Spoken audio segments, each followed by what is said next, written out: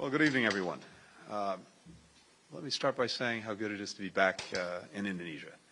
I came here from the NATO summit in Vilnius, where our alliance emerged stronger, larger, more united than ever, including in our support for Ukraine.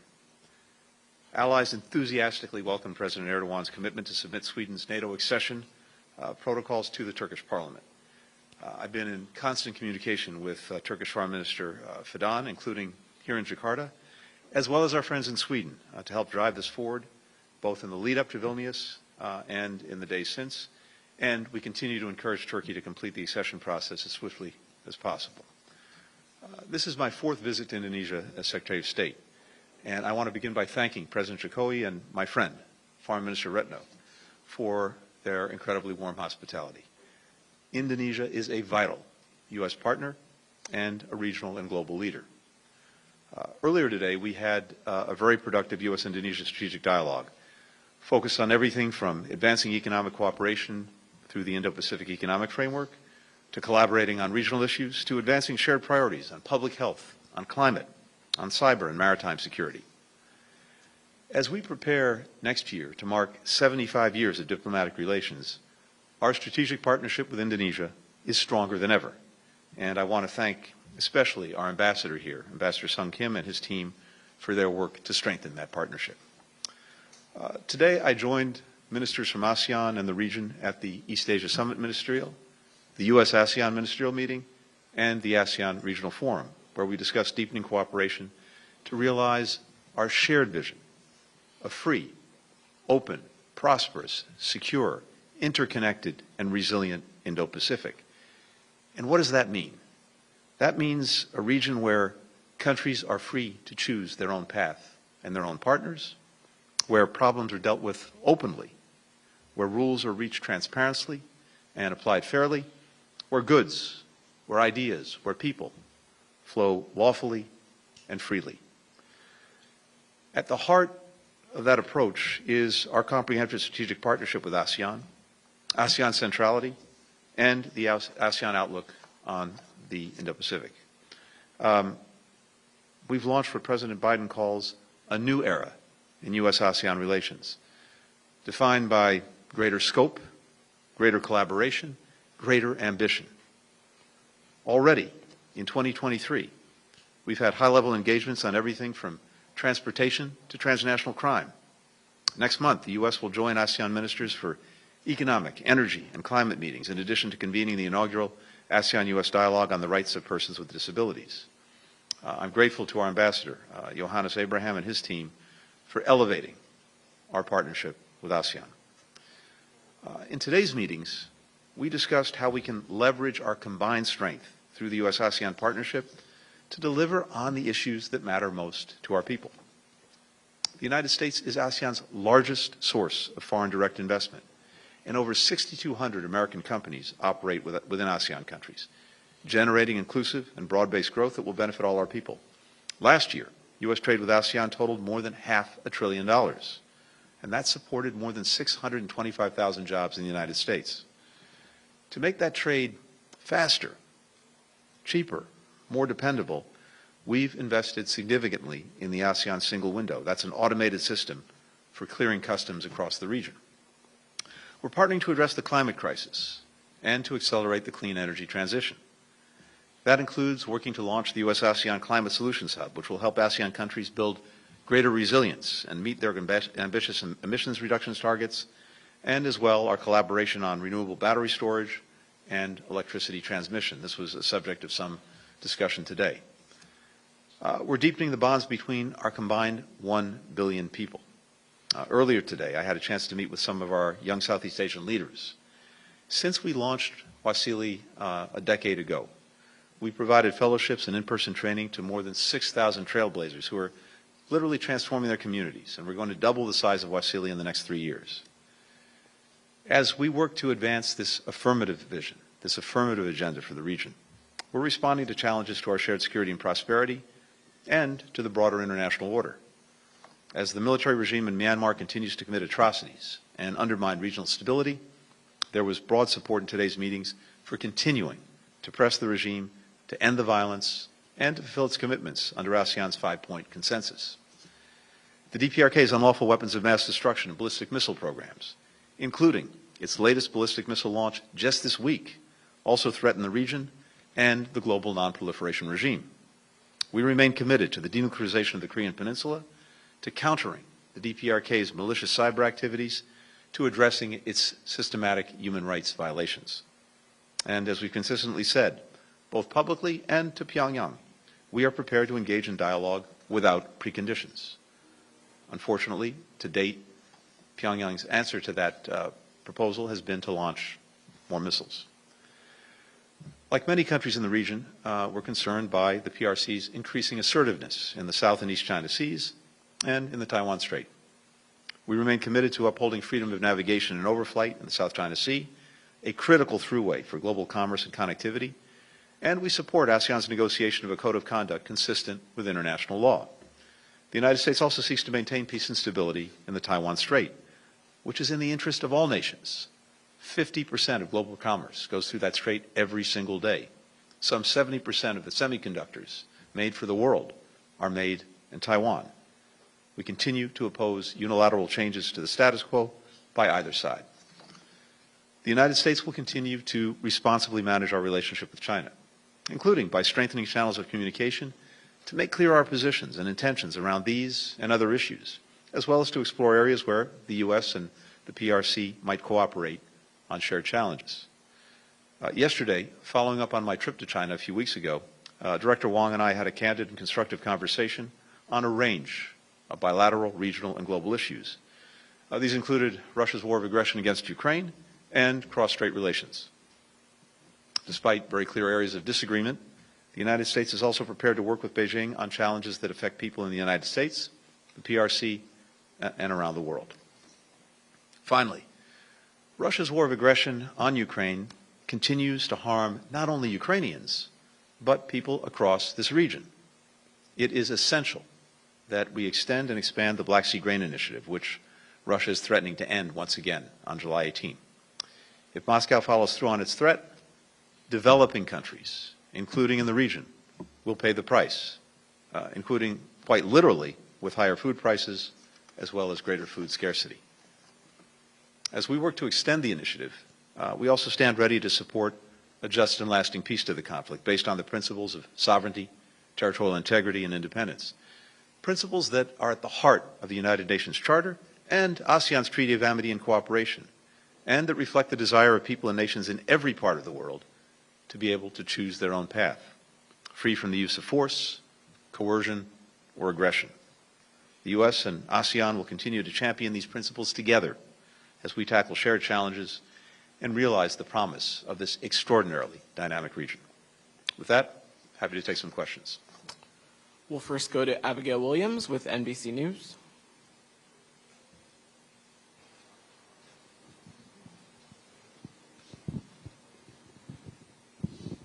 Thanks so much. Mr. Secretary, Abby? What was your message to Director Wong about the recent attack on State Department and Commerce email accounts? Was your own account targeted, or were those of other senior officials at the State Department? And what consequences will Beijing face? And if I may, one more. What progress has been made on the cases of wrongfully detained Americans, Mark Swadong, Kylie, and David Lin? Thank you. Let me start with the second part of the question first. As always, when we engage with our Chinese counterparts, we are raising and working on the cases of detained Americans, and we did so again yesterday. This is something we're working on. It was a subject of some discussion when I was in Beijing as well, and we will continue to work on that until we succeed in bringing people home. With regard to the cyber incident that you referenced, here's what I can tell you. First of all, this is something that the State Department actually detected last month, and we took immediate steps to protect our systems, to report the incident, in this case notifying company Microsoft of the event. I can't discuss details of our response beyond that, and most critically, this incident remains under investigation. as a general matter, we have consistently made clear to China as well as to other countries that any action that targets the U.S. government or U.S. companies, American citizens, is of deep concern to us, and we will take appropriate action in response. We'll go to Yvette Tanamal with the Jakarta Post.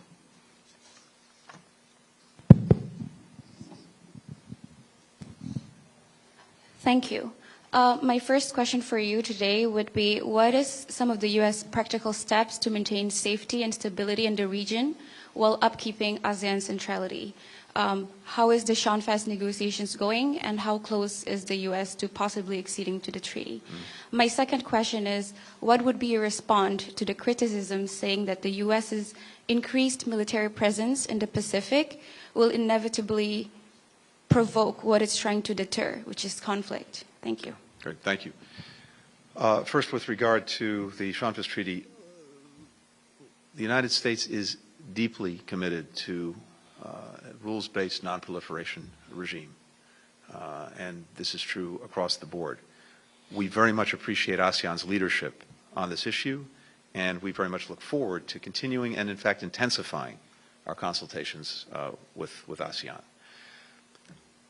Our engagement in the region is focused intensely on an affirmative agenda, on working collaboratively with countries in the region, both individually, bilaterally, and through ASEAN, on the issues that are of most concern to the citizens of all of the countries in the region and people in the United States. And I mentioned some of them earlier. If you look at the ASEAN agenda, when it comes to tackling the climate crisis, when it comes to advancing renewable energy, when it comes to global health, when it comes to infrastructure, when it comes to education, science and technology, the digital economy.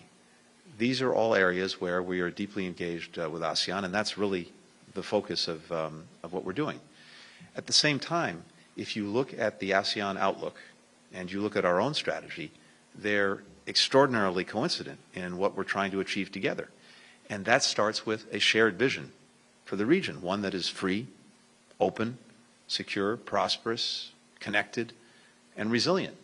And part of that, in order to achieve that vision, is making sure, among other things, that we continue to have freedom of commerce, freedom of navigation, freedom of overflight, that we have a rules-based order, and every country plays by the same rules that are established together transparently. One foundational aspect of that rules-based order for the region is the UNCLOS, the law of the sea. And we're committed to working with countries around the region to uphold it. But I think it's very instructive that what we see, and certainly a big part of the conversation today, is a determination of all of the countries in the region, independent of the United States, to make sure that the law of the sea, and more broadly, freedom of navigation, freedom of commerce, freedom of overflight, are all upheld on the basis of international law. So we'll continue to collaborate there as well.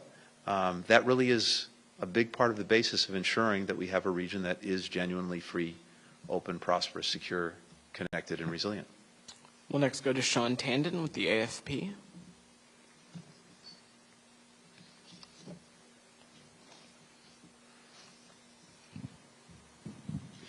Thanks, Mr. Secretary. I was digging the shirt earlier, but... well, I was tempted to keep it on for exactly. you. Something more comfortable. I wanted to ask you about another person who's here. You mentioned in your talks with the Chinese foreign minister. Of course, Sergei Lavrov was also here, the Russian foreign minister. The last time you were in a room with him in Delhi in March, you did have a conversation. Wanted to see if you had any engagement at all, even informally, with him. If not, why not? Did you find his appearance here at all constructive? How did that go? And more broadly, Southeast Asia, how do you see them on the invasion? Do you see that they're largely in line with the U.S. stance on that? And if you allow me something different, you mentioned on Burma, Myanmar, there's a broad support in ASEAN for pressuring the junta.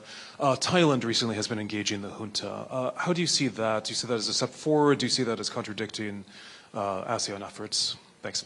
Thanks, Sean.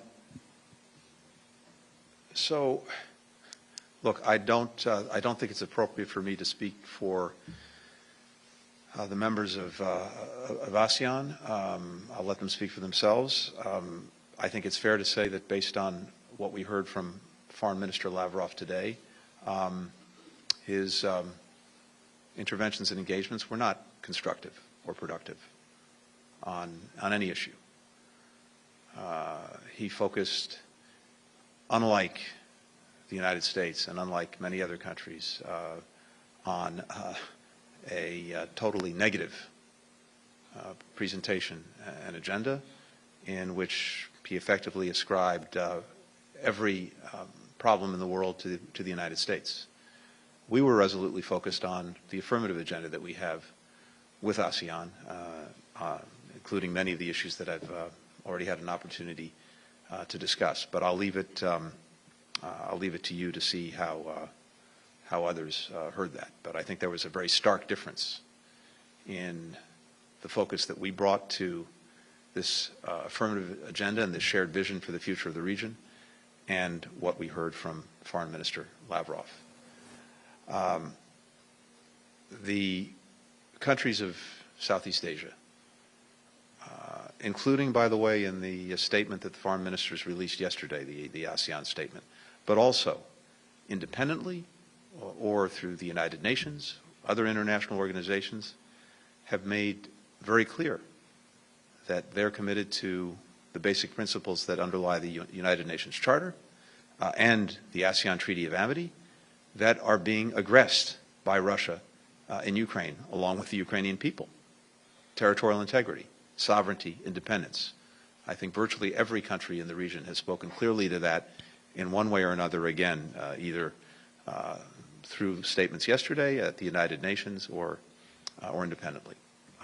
There is no doubt in my mind that the overwhelming majority of global opinion, including in Southeast Asia, stands strongly for these principles that are being violated every single day by Russia and its aggression against Ukraine.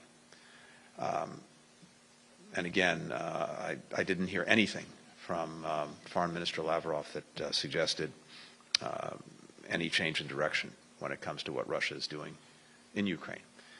I would note also that the effect is being felt profoundly here in the region. I mentioned earlier just the effect on food prices, on energy prices by the Russian aggression. When it comes to food prices, we've had over the last years this perfect storm between climate change, COVID, and conflict, including Russia's aggression. A terrible impact on food prices. And in the case of the Russian aggression against Ukraine, as you know, initially they were blockading the port of Odessa and prohibiting Ukraine from exporting its wheat and other food products to the rest of the world. And Ukraine has been one of the breadbaskets of the world. And the result was prices going even higher, supply going even lower. The Black Sea Grain Initiative, which the United Nations and Turkey helped produce with the support of many other countries, at least had the effect of getting Ukrainian grain and wheat and other products moving out of Ukraine and back onto world markets. And the result of that initiative has been the delivery of the equivalent of 18 billion loaves of bread, primarily to developing countries, and also for everyone, a lowering of prices. The fact that Russia is now once again using that as a weapon in threatening to end it is targeting not just Ukraine, but targeting people throughout this region and around the world. So I think it's everyone's expectation that Russia extend and indeed expand this initiative. And the last thing I'll say on this is, of course, it never should have been necessary in the first place. The only reason it proved necessary, the Black Sea Grain Initiative, is because Russia invaded Ukraine and then prohibited it from exporting its food products. So I think there's a clear demand signal from around the world, including countries in this region, that at the very least, if Russia's not going to end its horrific war of aggression against Ukraine, at the very least it extend the Black Sea Grain Initiative so that these food products can get out to the world, keeping prices down, keeping supply up. And finally, with regard to your last question on Burma, look, we support any effort that can advance the five-point consensus and its implementation and adherence to that consensus by the regime in Myanmar.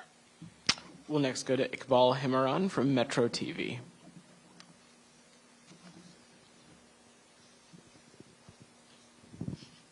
Thank you, Mr. Secretary. It might be the follow-up questions from the previous question is about the Russian war in Ukraine. Yeah. President Biden emphasized in the NATO summit in Vilnius that Ukraine cannot enter the alliance when the war has not ends. The Russian war in Ukraine has not ends, and it seems like the war has not ends. It's still far from ends. So what will the U.S. next step toward this situation? Will there be any concrete measures that U.S. take?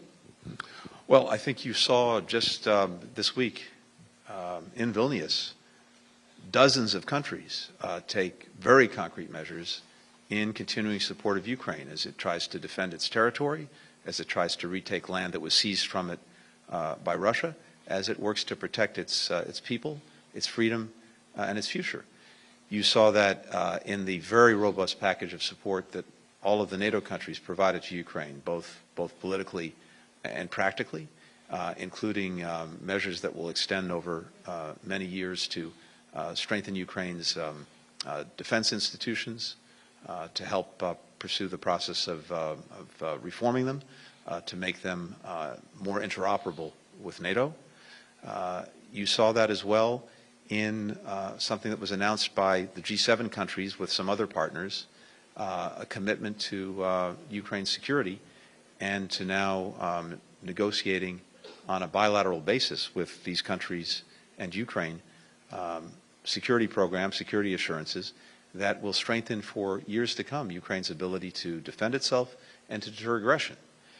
And that's important for a number of reasons, but one of the reasons it's important is that it may be the best way to disabuse Vladimir Putin of the idea that he can somehow outlast Ukraine and outlast the dozens of countries that are supporting Ukraine in defense of its freedom and its future. And that's the quickest way, probably, to bring this war to an end, because as long as Putin believes he can just continue this indefinitely, despite the horrific costs that he's incurred on Russia itself, the damage that he's done to his own country is extraordinary across the board. It is militarily, economically, much weaker than it was. Its standing in the world has plummeted. 1 million Russians have left the country. So many have been killed on the battlefield in a meat grinder of Putin's own making. Europe has moved away from energy dependence on Russia. In so many ways, this has been a profound strategic setback for Russia. And again, this is all of Putin's making.